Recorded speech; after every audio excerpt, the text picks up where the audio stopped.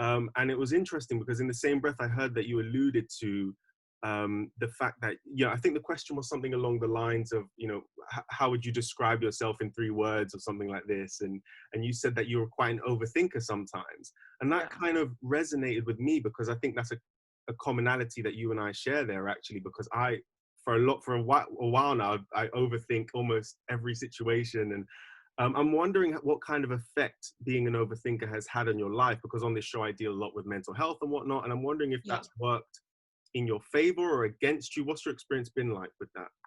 That is such a good question. I've actually never been asked that question before. I'm not a very like risk-taking person. I'm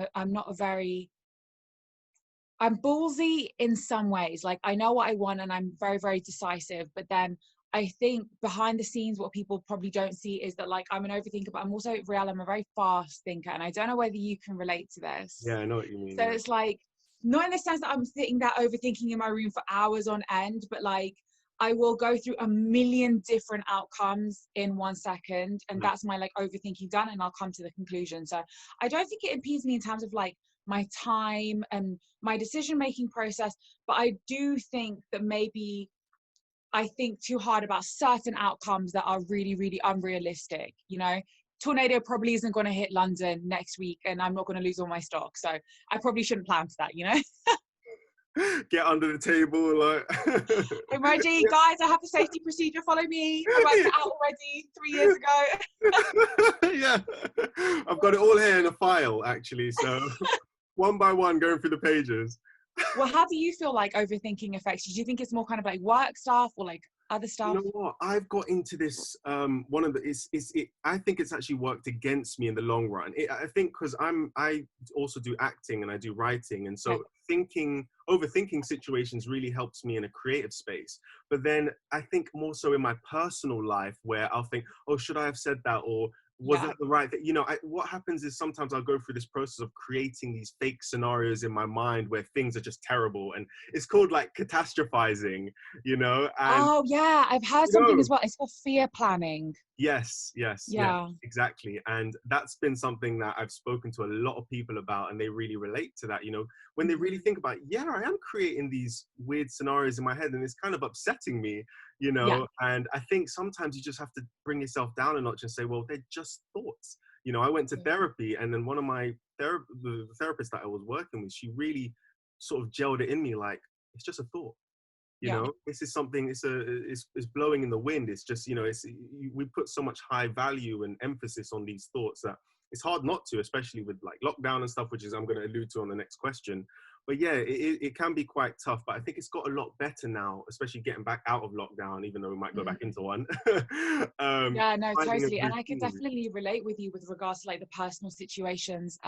Whenever I bump into my followers, I'm always with someone. Like, I'm not an alone type of guy. Like, I will always have one of my assistants or one of my friends with me.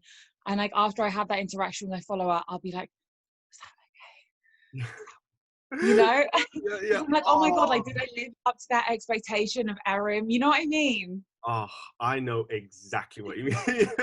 And it's like, oh, this is, you want to think about something else, but it kind of bugs you. And like, I think if it's constantly a reoccurring thing, it can really have a bad effect on you, and it's much worse for some people have it really badly. And don't you find that people will be like, stop overthinking it. You're deeping it. And you're like, oh, I'm deeping it. I'll stop. Sorry, thanks for clarifying. I'm literally right now in the process of making a movie. I wrote a film, acted in this film called Save Me From Myself, a short film. And it's literally about what you said. The premise is this idea of like, oh yeah, just, it's all in your head. Wow. It's all in your head. Just relax, just go through the processes. You'll be fine. It's, it's not physical. As long as it's not physical, you're fine. People don't understand, the mental strain is tough. Yeah. And I really made the film around that perspective of like, wow, do you know how toxic that kind of mindset can be, to not take someone seriously that's going through something like that, It's kind of like a bit gaslighting as well, isn't it? Oh yeah. It's like, oh, it's nothing. And you're like, oh, what?